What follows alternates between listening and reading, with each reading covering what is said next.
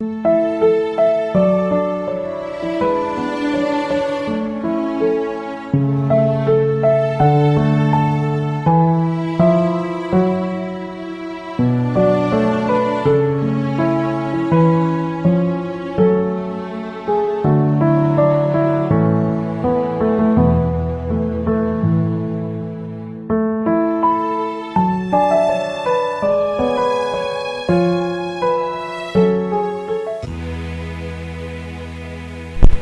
परमेश्वर का आज की शाम के लिए धन्यवाद करते हैं और जितने मेरे साथ आप सभी जो लाइव पर आ रहे हैं, मैं आप सभी का स्वागत करता हूं।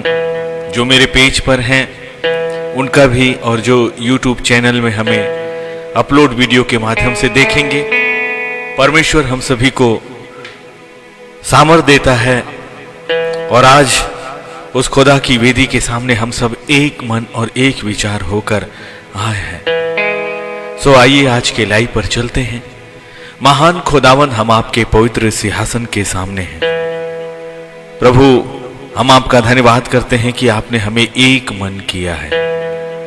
हमारे साथ जितने भी लोग इस लाइव में शामिल होते हैं, आने वाले समय में जो इस वीडियो को जिस भी माध्यम से देखेंगे, आपका ये सच्चा कलाम जिन जिन कानों तक पहुंचेगा और जो जो नजरें प्रभु आपकी सामर्थ को देखेंगी, हर एक पर अपना अनुग्रह करें। इसलिए आज हम आपका धन्यवाद करते हैं कि पवित्र आत्मा हमें चाहता है कि हम अपने आप को परख लें। सो परमेश्वर की वेदी के लिए हम धन्यवाद और धन्यवाद और धन्यवाद करते हैं, यीशु मसीह के नाम से, आमीन आमीन। मैं परमेश्वर का धन्यवाद करता हूं सचमुच में। सो आइए एक आराधना के गीत में चलते हैं। मन मंदिर में बसने वाले यीशु तू है महान।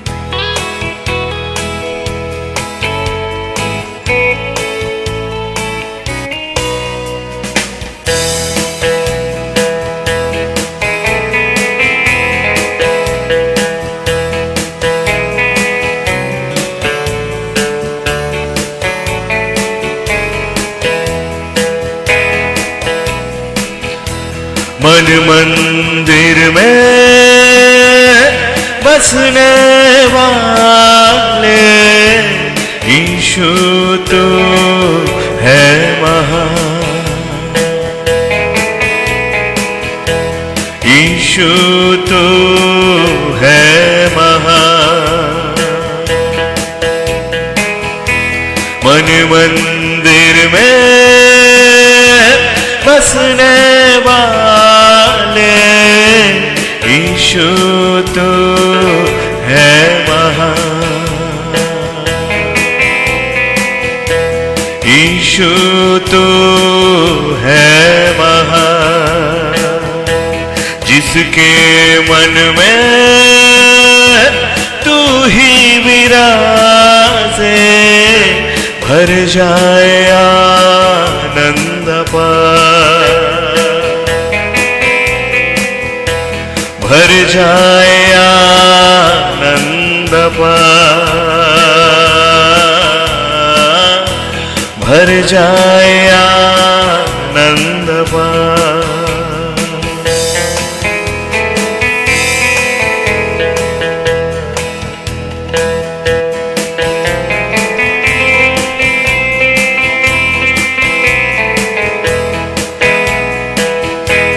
तूने बुलाया, अपना बनाया, मन में मेरे तूने प्यारे जगाया, मन में मेरे तूने प्यारे जगाया।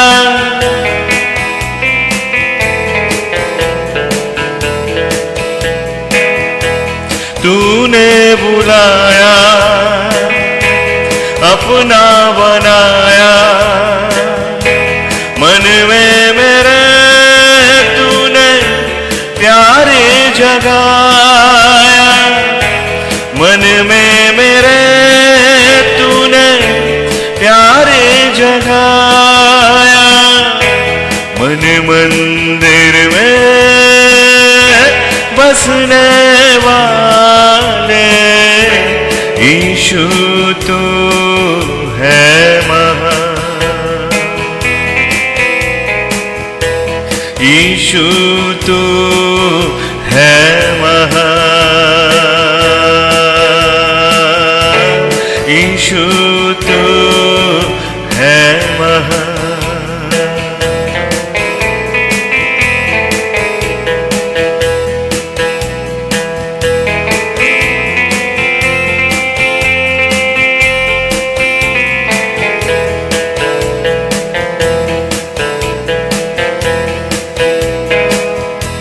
प्रेम अनमोल हमको दिखाया, प्रेम के खातिर क्रूस उठाया।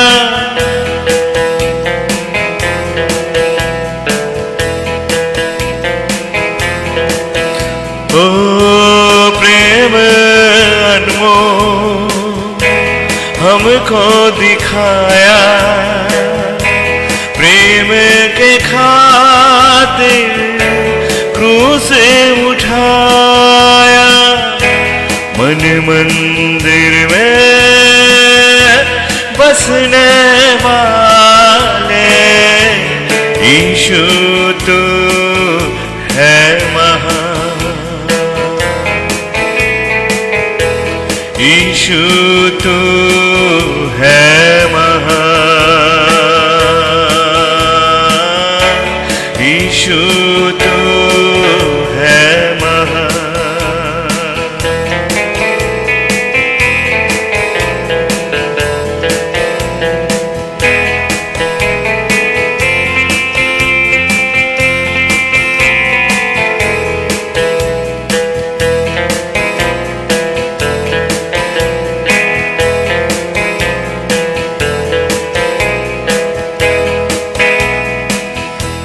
जिस नाम में है अनंत जीवन,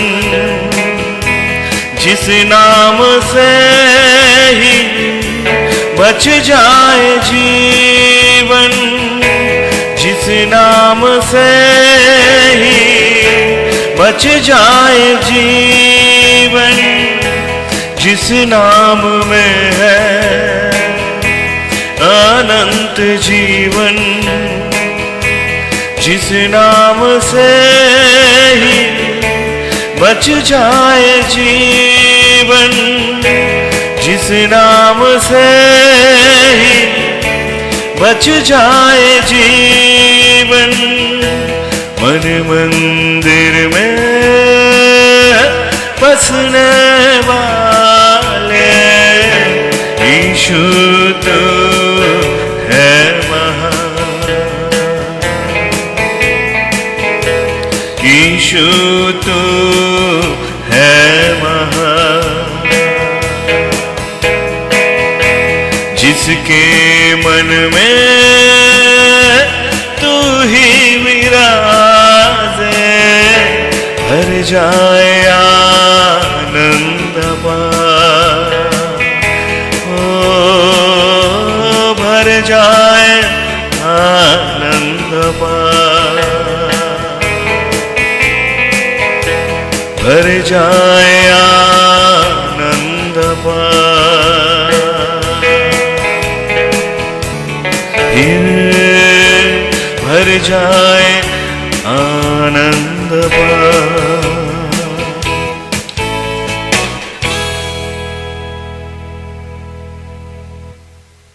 अपने आप को पहचाने और परखें, यही तो खुदा का सच्चा कलाम आज आपसे और मुझसे बातें कर रहा है कि अपने आप को जांचें और परखें उस महान वेदी के सामने।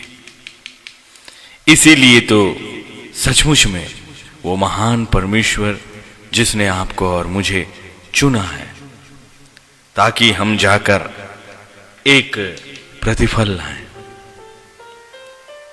मसीही जिंदगी एक विश्वास की जिंदगी है और बहुतेरे हैं जो सच में बुलाए जाते हैं यूं कहें कि खुदा ने हर एक को बुलाहट जरूर दी है, लेकिन हमने सच में अपनी अपनी समझ का सहारा लिया, अपनी बुद्धि का, अपनी चतुराई का और अपने ज्ञान का। लेकिन मसीही साम्राज्य के लिए, मसीही जिंदगी के लिए पवित्र आत्मा और परमेश्वर की योजनाओं को समझना और उसका पीछा करना बेहद और बेहद जरूरी है। इसीलिए वो खुदा चाहता है कि हम आज अपने आप को परखें। मसीही जिंदगी को चुनने वाले बहुतेरे हैं, आत्मिक जिंदगी की बात करने वाले भी बहुतेरे हैं। लोग आते हैं, बुलाए जाते हैं, चुने जाते हैं, और वो कुछ समय तक उनकी जिंदगी में प्रतिफल भी होता है। आत्मा उनकी अगुवाई भी करता है, अपनी सामर्थ्य को उनकी जिंदगी में प्रकट करता है, उन्हें उपयोग भी करता है। लेकिन बहुत कम है जो निरंतर और निरंतर पवित्र आत्मा की सामर्थ्य को अपनी जिंदगी का हिस्सा बनाकर रखते हैं। हर हालत में प्राथमिकता वो परमेश्वर और उसकी योजनाएं हैं आपकी जिंदगी के लिए। ये सांसें उसी की दी हुई हैं और ये जिंदगी भी उसी परमेश्वर की दी हुई है। हमें ये कभी नहीं भूलना चाहिए कि मनुष्य वचन के अनुसार जो खुदा का कलाम कहता है, ना तो अपने दिनों में से एक दिन बढ़ा सकता और ना अपने दिनों में से वो एक दिन घटा सकता है। इसीलिए पवित्र शास्त्र में खुदा ने 2 कुरिन्थियों उसका 13वां अध्याय और उसके 5वें कलाम में 2 कुरिन्थियंस 2 कुरिन्थियंस चैप्टर 13 वर्स 5 इसमें कहा है, अपने आप को परखो।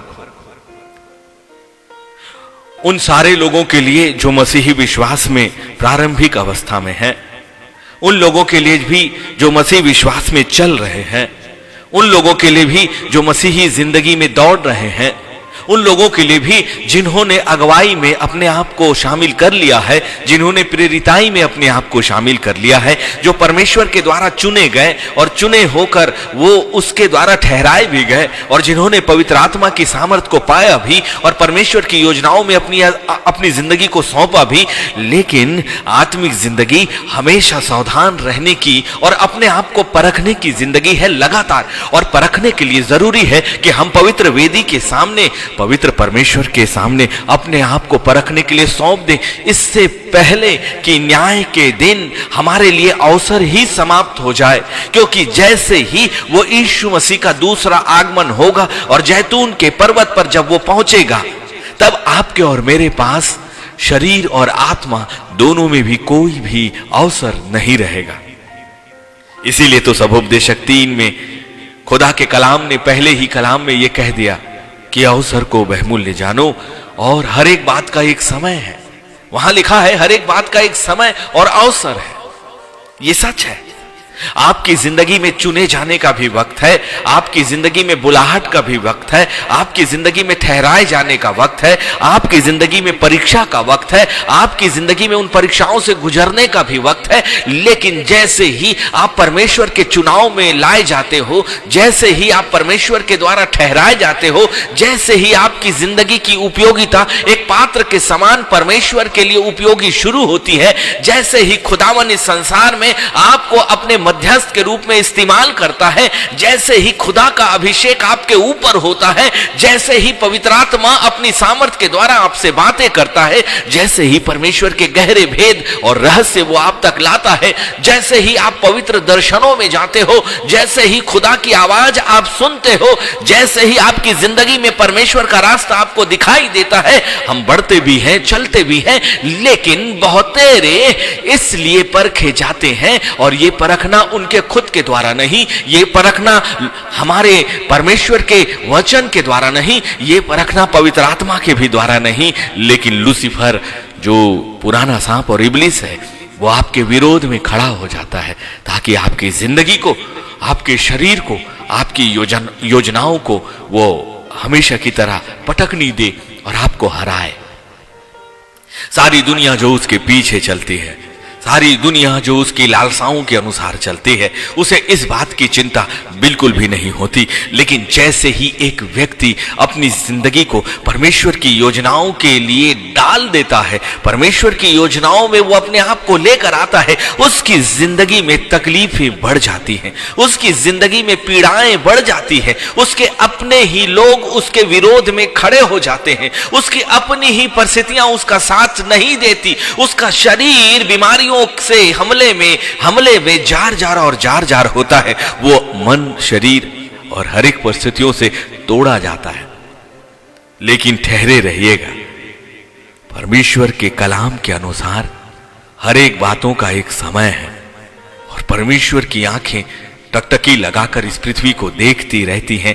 यही बात तो उसके वचन में लिखा हुआ है और आप और मैं और आप और मेरी जिंदगियों का हिस्सा भी इसी सृष्टि के अंदर है, इसी सृष्टि के अंतर्गत है। और इसलिए जब परमेश्वर यहोवा की आंखें टकटकी लगाकर इस पृथ्वी को देखती है, इसका मतलब वो आपकी जिंदगी के हर एक हिस्से का हिसाब कर रहा है। इसीलिए 2 कुरिन्थियों 13:5 में खुदा ने कहा, अपने आप को परखो, अपने आप को परखो कि विश्वास में हो कि नहीं। ये बड़े सामर्थ्य की बात है उन लोगों के लिए जो विश्वास में चलना प्रारंभ कर चुके हैं, उनके लिए जो परमेश्वर के वचन पर विश्वास करने लगे हैं, उन लोगों के लिए जो परमेश्वर के चुनाव को समझ गए हैं, उन लोगों के लिए जो ये जानते हैं कि उनके परमेश्वर ने इस समस्त संसार, यहां तक कि उनके अपने लोगों की जिंदगी से उन्हें अलग कर दिया है। और ये सबसे पहला साइन है, ये सबसे पहला चिन्ह है कि जब परमेश्वर आपको अपने लिए एक उपयोगी पात्र के रूप में चुनता है और आपके लिए अपने ओर से एक कार्य को निर्धारित करता है, अर्थात आप ठहराए जाते हो। और जब परमेश्वर आपको तैयार करता है, सबसे पहले वो आपको अपनों से अलग करेगा, आपको इस संसार से अलग करेगा, आपके मन और आपके विचारों को वो बदलना शुरू करेगा। जो चीजें आपको पहले भाती थी, जिन चीजों की आपको पहले लालसा रहती थी, जिस शरीर और जिस संसार और जिस लालसा के पीछे आप भागते थे, जिन जिम्मेदारियों के पीछे आप अपने आप को पहले उनके हवाले करते थे, सबसे पहले पवित्र आत्मा आपको और आपके शरीर को, आपकी योजनाओं को, आपके रास्तों को, आपके पैरों को, आपके हर एक बातों को, उन सब से सबसे पहले वो अलग करेगा। क्योंकि अंधकार और ज्योति का कोई मेल कभी भी नहीं है, और जितने आकाश और पृथ्वी जितनी दूर है, उनसे भी कहीं अधिक दूर है परमेश्वर के स्वर्गीय साम्राज्य और इस पृथ्वी के अधिकार में। ये कभी भी आपस में नहीं मिल सकते। इसीलिए खुदा ने कहा कि मैं अपनी महिमा कभी किसी को नहीं देता। इसलिए जैसे ही आप परमेश्वर की योजनाओं में एक चुनाव के रूप में आते हो, परमेश्वर अपने लिए आपको अलग कर देता है। और इसीलिए 2 कुरिन्थियों 13:5 में वो कहता है, अपने आप को परखो। और ये हमें हर पल परखने का है। किस चीज को वो परखने कहता है? कि तुम विश्वास में हो कि नहीं। बुलाए हुए बहुत हैं, चुने हुए बहुत हैं, आत्मिक सामर्थ्य में चलने वाले लोग भी बहुत हैं, लेकिन विश्वास में बने रहने वाले लोग बहुत कम हो जाते हैं। पल पल में हमारा विश्वास परमेश्वर पर आता है, उसके वचन पर आता है। हम उसकी महिमा करते हैं, उसकी स्तुति करते हैं, उसका धन्यवाद करते हैं, उसकी बड़ाई करते हैं। अपनी जिंदगी में जो हमारे परमेश्वर ने हमारे लिए अद्भुत और बड़े कार्य किए, हमारे अकेलेपन में जब वो परमेश्वर हमारे साथ था, जब उसके पवित्र दूतों ने हमारी सुरक्षा करी, जब मृत्यु के फंदों से उसने हमें बचाया, जब विभिन्न प्रकार की बीमारियों से उसने बचाया, जब हमारी जिंदगी की आवश्यकताओं को उसने पूरा किया, जब हमारे बच्चों को उन्होंने आशीष दी, जब उसने हमें बेहतर से बेहतर जिंदगी और आशीष दी, उस बात की गवाही हम निरंतर कहते हैं और कहते हैं कि अब से ये मेरी जिंदगी मेरे परमेश्वर के लिए है। यस, मैं आत्मिक जिंदगी में आगे अब बढ़ना और बढ़नी चाहती हूं। मेरी जिंदगी को खुदावन तू उपयोग करेगा।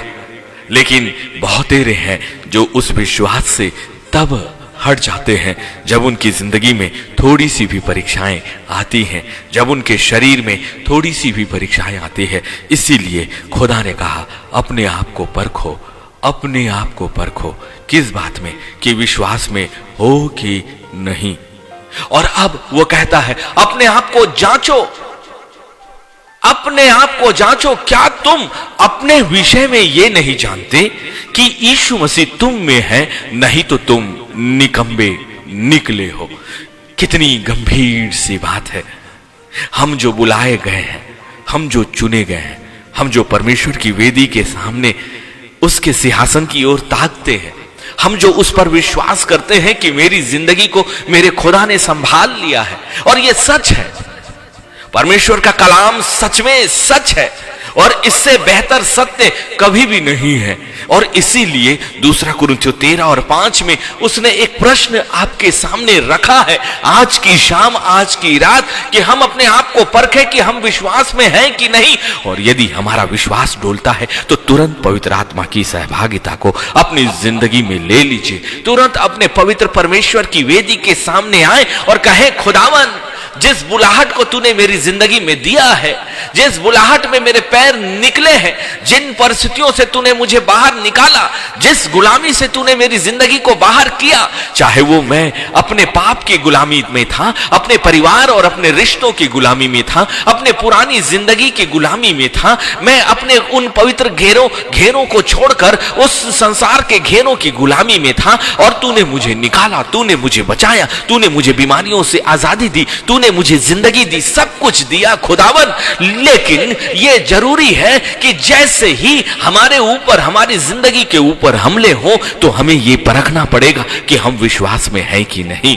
और यदि हमारा विश्वास है तो तुरंत पवित्र आत्मा की सहायता को लीजिए, जो आपका मित्र है, जो आपका अगुआ है, जो आपके लिए मध्यस्थ है इस पृथ्वी और उस स्वर्ग, और उस स्वर्ग और इस पृथ्वी के बीच में आपकी जिंदगी को जोड़ने वाला, महान पवित्र परमेश्वर से जोड़ने वाला, जो आपके लिए इसी संसार में, आपके अपने वातावरण में, आपके अपने शरीर में वो निवास करता है। और फिर हमें अपने आप को जांच भी लेना चाहिए। क्या तुम अपने विषय में ये नहीं जानते कि यीशु मसीह तुम में है?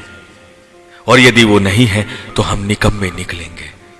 इसलिए जरूरी है कि पवित्र आत्मा की सहायता को लेकर अपनी जिंदगी में यीशु मसीह को रखें, उस खुदावन को जो उसका बेटा था, उस खुदावन को जो आदि में वचन था और वचन परमेश्वर था, और यही वचन तो देहधारी होकर आपके और मेरे लिए इस पृथ्वी पर आया।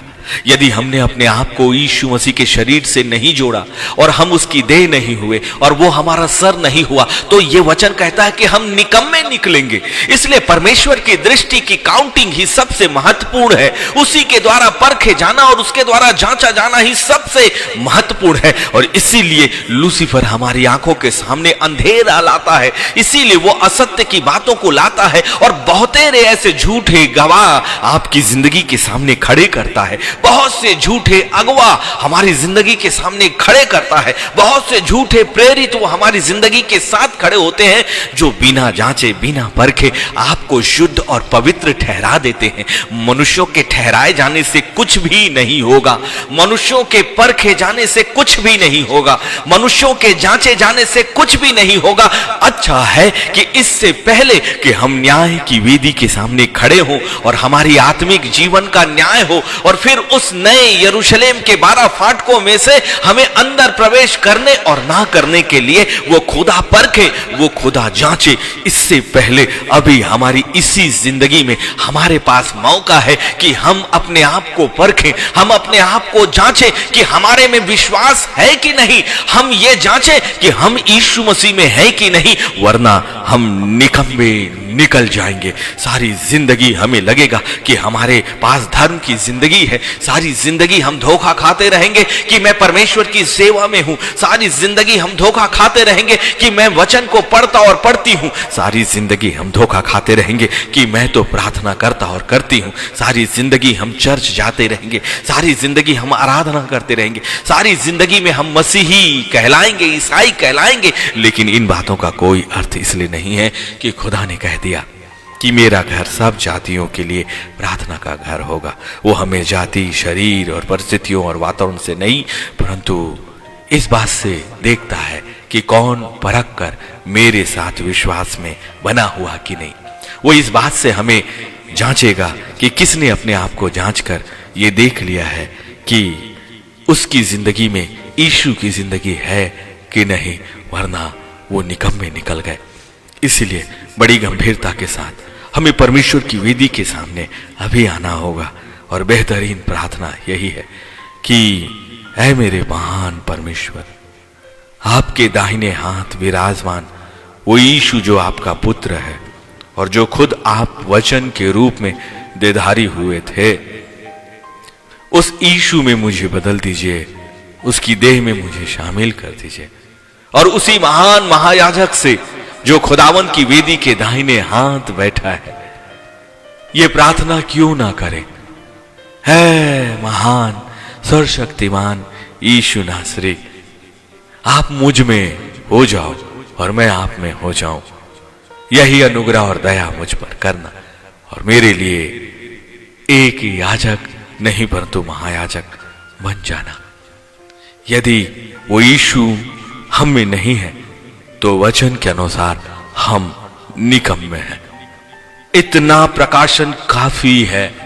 यदि हमने परखा और विश्वास में नहीं है तो हमें फिर से परमेश्वर की वेदी के सामने अपने विश्वास को सिद्ध करना होगा कि हर परिस्थितियों में परमेश्वर, चाहे मेरी जिंदगी में दुख है, चाहे मेरी जिंदगी में सुख है, चाहे मेरी जिंदगी में आंसू है, चाहे मेरी जिंदगी में रोना है, चाहे कोई मेरे पास है या नहीं है, हर परिस्थितियों में खुदावन मेरी ये देह, मेरी ये जिंदगी, मेरा वातावरण, सब कुछ आपके लिए। और इसी तरह से हम जांचें कि वो यीशु हम में है कि नहीं, वरना हम सभी निकम्मे ठहराए जाएंगे। इसीलिए दूसरा कुरिन्थियों उसके 5वें अध्याय और उसके 10वें कलाम में खुदा ने हमसे बातें किया। Book of 2 Corinthians chapter 5 verse 10, क्योंकि अवश्य है कि हम सब का हाल मसीह के न्याय आसन के सामने खुल जाएगा, इससे पहले कि हम निकम्मे ठहराए जाएं। हम सब का हाल, हम सब की जिंदगी, हम सब की ढपी हुई जिंदगी, हमारे विचार, हमारी आंखें, हमारे कान, हमारे चित्त, जो कुछ भी हम संसार और अपने रिश्तों से के पीछे छिप कर करते हैं, उन सब का हाल मसीह के न्याय के आसन के सामने, जब वो 7वीं तुरही फूके जाने के बाद न्याय का राजदंड लिए हुए इस संसार में फिर से आएगा कि चुने हुए, बुलाए हुए और उसके द्वारा प्रतिफल लाए हुए और उस प्रतिफल को बनाकर रखने वाले लोगों को चुने और भेड़ों और बकरियों के समान उन्हें अलग अलग कर दे। इसीलिए आपका और मेरा हाल, हमारी जिंदगी की हर एक बातें उस मसीह के न्याय आसन के सामने खुलेंगी। ये मैं नहीं, दूसरा कुरिन्थियों 5 और 10 कह रहा है कि हर एक व्यक्ति अपने अपने भले बुरे कामों का बदला जो उसने देह के द्वारा किए हो पाए। कितनी खतरनाक बात है। इसीलिए तो खुदा ने कह दिया कि अपने आप का इनकार करो। इसीलिए खुदा के वचन ने कह दिया कि अपने आप को जिंदा बलिदान चढ़ाओ। कई बार आपके और मेरे मन में ये प्रश्न उठता है कि जिंदा बलिदान चढ़ाने का मतलब क्या है। अपने आप को परमेश्वर की वेदी के सामने पूरी तरह से अपनी सोच को शून्य करके उसकी योजनाओं और उसके कार्यों के लिए समर्पित कर देना, अपनी सारी चीजों को परमेश्वर की वेदी के सामने तुच्छ समझना, तुच्छ मानना, शरीर और मन और विचारों और वातावरण से जुड़ी हुई हर एक चीजों को परमेश्वर के सामने छोड़ देना, यही तो है अपने आप का जिंदा बलिदान। और कितना खतरनाक है कि जिस देह के अंदर हमारी आत्मा है और अब जो देह एक मिट्टी है और मिट्टी में ही ये मिलेगी, क्योंकि हमारे आदि माता पिता आदम और हवा ने अदन की वाटिका में लूसीफर के साथ समझौता किया और इस शरीर को हमेशा के लिए श्रापित बना दिया। और अब इस शरीर की भी मृत्यु है, और यदि इस शरीर के साथ ये आत्मा बंधी रही, इसकी लालसाओं के साथ ये आत्मा और आत्मिक जीवन यदि बंधा रहा, तो वो भी अनंत काल की झील में हमेशा के लिए चला जाएगा। इसीलिए अपने आत्मिक जिंदगी की चिंता करिए, परमेश्वर के साम्राज्य की ओर देखना प्रारंभ करें। अपने आप को परखना हमें जरूरी है, इसलिए खुदा के वचन ने हमसे कह दिया कि अपने आप को परखो, क्योंकि अवश्य है कि हम सब का हाल मसीह के न्याय आसन के सामने खुल जाएगा निश्चित तौर से, और हमारी जिंदगी की कोई भी बातें उस परमेश्वर के सामने छिपी नहीं रहेंगी। इसीलिए तो उसने अपना अनुग्रह हम पर किया है अभी, अपनी दया हम पर की है अभी। मनुष्य कहता है कि इस संसार में परमेश्वर है ही नहीं, और इसीलिए खुदा ने कहा कि मूर्ख ने कहा कि कोई परमेश्वर नहीं है। लेकिन हम मूर्ख नहीं हैं, क्योंकि पवित्र आत्मा ने हमें बेहद और बेहद ज्ञान की बातों से भर दिया है। उस खुदा की दया और अनुग्रह ने उसके समस्त भेदों को, जो रहस्य उसके वचन के अंदर है, वो हमारे सामने प्रकट करना शुरू किया है। इसलिए हमारी प्रार्थनाएं एक आत्मिक जीवन और आत्मिक विश्वास के लिए निरंतर परमेश्वर की वेदी के सामने आनी चाहिए। हमें निरंतर अपने विश्वास को जो खुदावन के वचन पर, उसकी योजनाओं पर, उसकी उस कल्पनाओं पर जो हमारे लिए कभी भी हानि की नहीं है परंतु लाभ ही की है, निरंतर और निरंतर बनी रहना बहुत और बेहद जरूरी है। क्योंकि दूसरा कुरिन्थियों 5 और 10 के दूसरे भाग के अनुसार हर एक व्यक्ति अपने अपने भले बुरे कामों का बदला जो उसने देह के द्वारा किए हो पाएगा, वो पाएगा। इसीलिए न्याय आसन खुलेगा और हर एक व्यक्ति के देह में किए गए अच्छे और बुरे कामों का बदला उसे मिलेगा। क्यों नहीं इस देह को मसीह के लिए, एक अच्छे कामों के लिए समर्पित कर दे? क्यों नहीं इस देह को और इस देह के साथ उस आत्मा को भी परमेश्वर के साम्राज्य के लिए हम समर्पित कर दें? क्यों नहीं अपने लाभ और हानि को छोड़कर परमेश्वर के लिए एक लाभप्रद पात्र हम बन जाएं? और आप में से किसी की भी जिंदगी व्यर्थ नहीं है। बहुत से लोग इस बात को सोचते हैं कि उनकी योग्यता क्या है, वो कैसे प्रभु के लिए अपने आप को प्रदर्शित कर सकते हैं, कैसे वो प्रभु के लिए एक काम आ सकते हैं। उन्हें पता नहीं होता कि परमेश्वर ने उनके लिए कैसी योजनाएं बनाई हैं, कब की बनाई है, किस तरह की बनाई है। मेरी जिंदगी की शुरुआत भी एक प्रोफेशनल, एक व्यवसायिक व्यक्ति के समान थे। एक नौकरी पेशा मस्तिष्क और सोच, एक प्रोफेशनल माइंड, रुपये, पैसे, संपत्ति, घर, पद, प्रतिष्ठा, शिक्षा, इन सब के लिए। लेकिन धन्य है वो परमेश्वर जिसने हमारी जिंदगी में अपनी योजनाओं को प्रकट किया, और फिर हमें किसी बात को सोचने और तय करने की जरूरत नहीं पड़ती। सिर्फ परमेश्वर के लिए हाँ और हाँ के साथ आमीन कहकर अपने आप को सच में उसके लिए परखे जाने और परीक्षा किए जाने और जांचे जाने के लिए सौंपना चाहिए हर दिन। और फिर वो हमें कई परिस्थितियों से होकर लेकर चलना शुरू करेगा, वो हमें परखना शुरू करेगा, वो हमें जांचना शुरू करेगा, वो हमें परीक्षाओं से होकर गुजारेगा, वो हमें तकलीफों और आंसुओं और पीड़ाओं से होकर भी गुजारेगा, ताकि आप बहुतेरे लोगों के लिए आंसुओं को पोंछने का कारण बन सके, ताकि आप परमेश्वर के लिए एक गवाह बन सके, ताकि परमेश्वर के लिए आप इस संसार में एक मध्यस्थ बन सके। इसलिए आप में से किसी की जिंदगी व्यर्थ नहीं है। मुझे भी नहीं पता था संसार की योग्यता और खुदा के कलाम की योग्यता में जमीन और आसमान का अंतर है। संसार के पद और प्रतिष्ठा में और परमेश्वर के चुनाव में जमीन और आसमान का अंतर है। इसलिए खुदावन आपको शरीर से नहीं, आपकी शिक्षा से नहीं, आपके सोचने की स्तर से नहीं, आपकी गरीबी या निर्धनता से नहीं, रुपये, पैसे, पद और प्रतिष्ठा से नहीं, परंतु उस जांच और परख से चुनता है जो विश्वास में खरा उतरता है। और इस बात के जांचने से कि उसमें मसीह है कि नहीं, जिसमें मसीह है और जो विश्वास में है वो चुना जाएगा, वो उपयोग किया जाएगा। और यही आपकी आत्मिक योग्यता है। और इस योग्यता को इस संसार में बड़े बड़े ज्ञानवान लोग पा नहीं सकते। ये दया और अनुग्रह है। इसलिए यदि खुदा ने आपको चुना है, खुदा ने आपसे वादे किया है। बहुतेरे आप में से ऐसे हैं जिनकी जिंदगी को परमेश्वर इस्तेमाल करने के लिए आपको अलग कर चुका है। बहुतेरे आप में से ऐसे हैं जिनकी जिंदगी में परमेश्वर ने बड़े और अद्भुत कार्य करके उनकी जिंदगी से, मिस्र की गुलामी से उन्हें बाहर लेकर आ गया और अब वो रास्ते पर है उस आत्मिक जिंदगी के जो हमारा अंतिम जगह है, अंतिम गंतव्य है, जहां नया यरूशलेम, तीसरा स्वर्ग, यरूशलेम के 12 फाटकों के अंदर पहुंचना और जीवन की किताब में अपना नाम देखना, ताकि मसीह के न्याय से हम बचे और पवित्र आत्मा हमारे लिए एक अच्छी गवाही दे सके। इसीलिए तो ये जिंदगी और इसके वर्ष उतने महत्वपूर्ण नहीं है। इसीलिए दूसरा तीमुथियुस उसके 4 अध्याय और उसके दूसरे कलाम में एक जिम्मेदारी हमें और आपको मिली है। तू वचन को प्रचार कर, समय और असमय तैयार रह, सब प्रकार की सहनशीलता और शिक्षा के साथ उलाहना दे और डांट और समझा।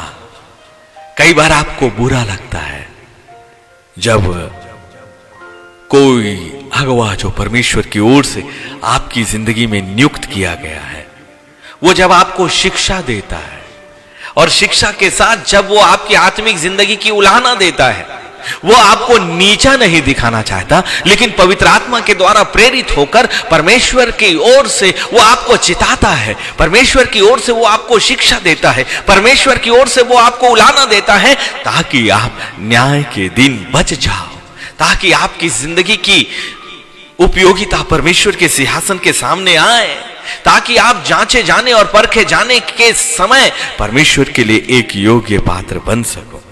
और जब वो आपको डांटता है और जब आपको समझाता है तब आपको बहुत बुरा लगता है, लेकिन खुदा ने कहा समय और असमय तैयार रहा और सब प्रकार की सहनशीलता और शिक्षा के साथ उलाहना दे और डांट और समझा।